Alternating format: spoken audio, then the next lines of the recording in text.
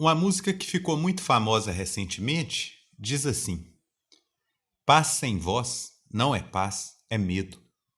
Mas será que você já considerou que voz exatamente é essa? Porque se a paz precisa de uma voz, para a gente reconhecer que essa paz é autêntica, e não apenas o medo e a incapacidade se mascarando de heróis, como no caso dos prêmios de consolação, então será que qualquer voz cumpre essa função? Será que é a voz para dizer sim, senhor? Porque eu acho que pensar de um jeito burro é um esporte muito popular. Você diz que a paz precisa de uma voz e logo uma legião de jumentos se escondeu atrás de uma desculpa. Argumentos e inteligência na cabeça de gente baixa e burra só traz prejuízo. É a inteligência para viver sem paz e ainda por cima tirando onda.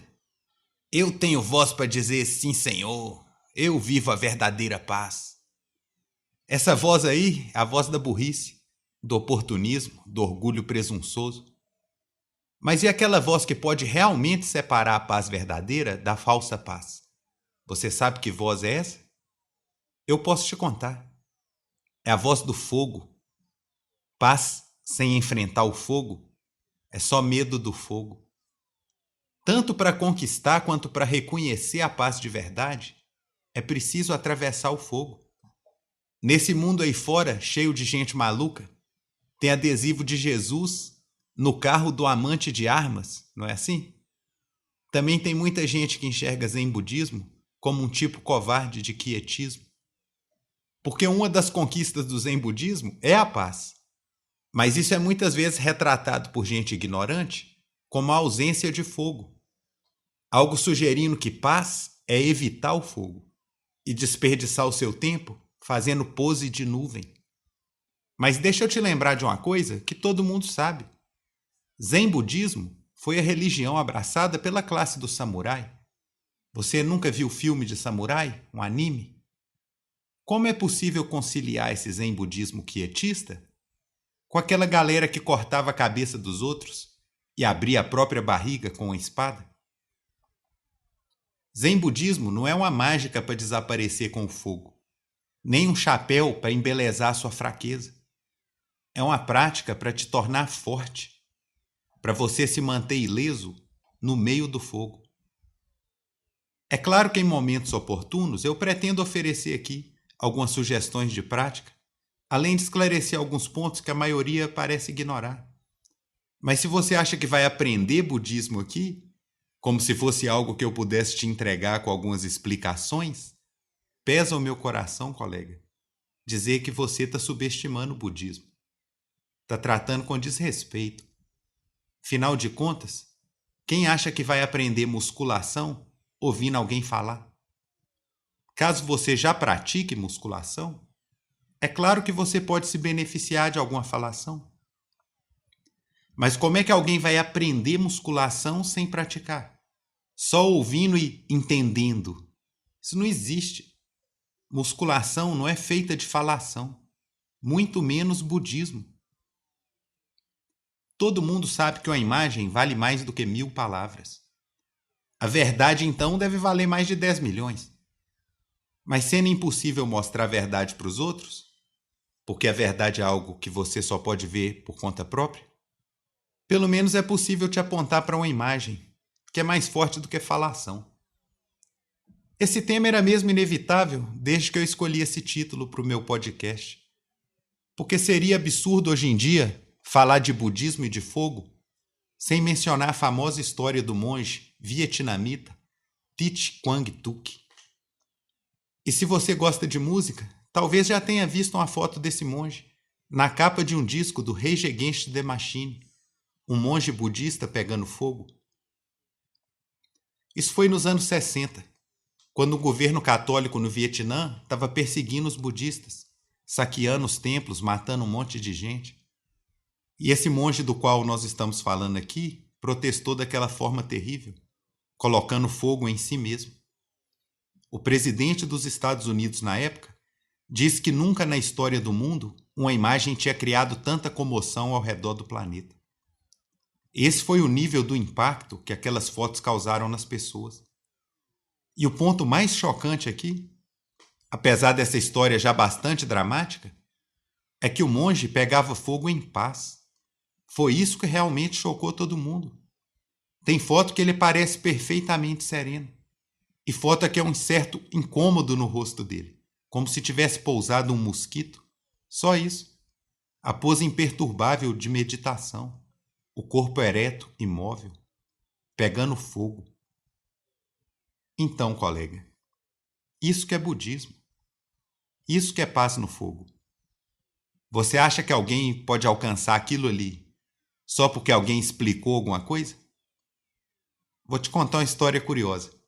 Lá em Hollywood, onde as pessoas são notoriamente presunçosas e sentiam que já tinham visto de tudo, tinha esse ator e comediante que estava muito famoso na época, o Richard Pryor. Ele viu a notícia desse monge vietnamita pela televisão e ficou impressionadíssimo. Ele pensou, será que eu também consigo fazer isso? Com certeza o Richard Pryor tinha alguma conquista. Filho e neto de prostitutas, criado num puteiro, ele alcançou a riqueza e a fama. Para a maioria das pessoas isso é uma grande conquista. Talvez a maior conquista que elas conheçam ou reconheçam. Mas será que um animal de estimação universal, mimado e paparicado pelo mundo inteiro, entregue à devassidão e à ignorância, também consegue queimar em paz, igual um velho monge budista que dedicou a vida dele inteira para a prática?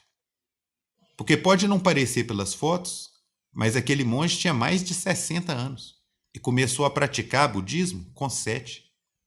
Lá em Hollywood, esse comediante presunçoso, que não sabia nada sobre o mundo, mas achava que sabia tudo, deve ter sentido que a conquista dele era o bastante. Muito doido, ele jogou o uísque em cima de si mesmo e colocou fogo. Sobreviveu por pouco, cheio de sequela. Devia ter sido um pouco mais humilde e começado pela meditação. Ao contrário do que as pessoas imaginam quando falam de meditação, eu sei que eu crio um ambiente aversivo, meio desconfortável, justamente aqui nessa praça, onde os vendedores disputam quem oferece a almofada mais confortável. Mas esse fogo que eu trago é só a sombra de uma fogueira num sonho. É só uma faísca cognitiva, que dá no máximo uma tostadinha de leve nos pensamentos congelados. Acho que qualquer pessoa seriamente interessada em abordar arte ou sabedoria tem que ser capaz de atravessar pelo menos um fogo desses, principalmente eu. Mas eu também entendo que a própria capacidade que eu tenho não chega nem perto daquele monge. Aquele lá mandou o super. 2 meia-lua e os 3 botão de soco junto. E ainda assim é claro que o quietista vai ter várias críticas. Fazer um protesto exagerado daqueles é coisa de monge? Por que ele estava se metendo em política? Isso não vai perturbar as pessoas, ao invés de disseminar a paz? E as crianças? Esse povo não consegue nem ver uma foto em paz, nem mostrar respeito porque merece respeito. Porque budismo é aquilo ali. Aquilo foi a coisa mais budista que a sociedade recente já viu. E você pode pensar, era só aquele monge. Ele tinha algo de especial. Mas é claro que até um protesto daquele não foi suficiente para mudar nada no mundo das pessoas. E depois dele, outros monges também seguiram o mesmo exemplo. Além do mais, no próprio dia desse evento que ficou famoso, tinha outros monges disputando com ele quem teria aquela honra. Quer dizer, essa comunidade budista que efetivamente pratica e alcança alguma conquista é uma comunidade de gente destemida. Que Zen budismo fosse a religião do samurai é um fato histórico. Aqui nós estamos falando de uma fotografia. Eu considero aquela fotografia a única coisa que eu já vi alguém fazer e que pode ser chamada de sobrenatural. É só uma figura de linguagem que eu acho justa. Não estou dizendo que Zen budismo tem nada de sobrenatural, porque não tem. É simplesmente a experiência da realidade, que já foi descrita como encontrar o chão ou encontrar o caminho de volta para casa. E o que acontece é que com os pés no chão, com a segurança de saber o caminho de volta para casa, uma pessoa pode realizar o impossível. Essa habilidade não tem nada de realmente sobrenatural. Acontece apenas que dentro da ilusão, muito do que seria possível parece impossível. Removida a ilusão, também são removidos os bloqueios causados pela ilusão. É claro que você pode acreditar no que você quiser, pode valorizar o que você quiser. Mas eu, em algum momento da minha juventude, disse para mim mesmo: você devia aceitar o fogo. Mesmo quando a gente apaga o fogo, ele sempre volta. Algo sempre acende o fogo de novo. Então, paz quando tudo vai bem é o que a gente chama de óbvio. Aquele que sente a paz quando tudo está em paz, a gente chama de qualquer um. Mas quando é que tudo vai bem e está em paz? Quanto tempo dura? Eu acho que ninguém gosta de esperar, muito menos de esperar esse tanto. É preciso aprender a paz no meio do fogo. Precisa encontrar a paz no próprio fogo. As pessoas na academia fazendo musculação aceitam o fogo. Para o corpo, todos os rigores. Para a inteligência, atenção, sensibilidade, só massagem, gosto de bala na boca. Justificado com falação imbecil para parecer que é santidade e sabedoria. Mas onde é que isso tudo vai dar? As pessoas fogem do fogo, se afundam no sorvete, depois reclamam que não conseguem pular um muro, que algo dói. Então elas sonham com um mundo sem sofrimento, sem fogo, sem caloria. Sonham com a trapaça, com a mentira, uma fantasia. Um mundo em que você pode fazer o que quiser e tá certo, saudável, capaz, forte. Mas não tem um mundo sem fogo. O budismo dos quietistas promete um mundo sem fogo, mas é uma ideia boba, infantil, sonho de uma criança mal educada. Budismo de verdade é sobre acordar do sonho, é manter-se inteiro, em paz, desperto, no meio do fogo. Falação não consegue isso. As pessoas tentam resolver tudo que é invisível com falação. Mas é igual tentar tirar a água do mar com a colherzinha. Melhor ainda, é como tentar limpar a mancha de barro numa toalha branca, usando a parte limpa dessa mesma toalha. Será que vai funcionar? Essa salvação da falação não existe. Mas budismo existe. E é chamado sabedoria suprema com justiça. Minha mãe adora assistir um palestrante que eu acho horrível. Mas claro que eu estou visitando, ela está na casa dela, eu não falo nada. Fico ali ouvindo essa pessoa horrível, presunçosa, ignorante, carente, controladora, com os olhinhos brilhando, quase suando de esforço para fazer cara de bonzinho, de inteligente. Tipo de pessoa que, em vez de perguntar qual a sua opinião, fala algo do tipo: qual a sua perspectiva sobre os temas pertinentes? Só gente burra que fala de um jeito complicado o que podia ser dito igualzinho de um jeito simples. Só o burro que acha isso inteligente. E aquela pessoa em que a presunção e a arrogância caminham juntas.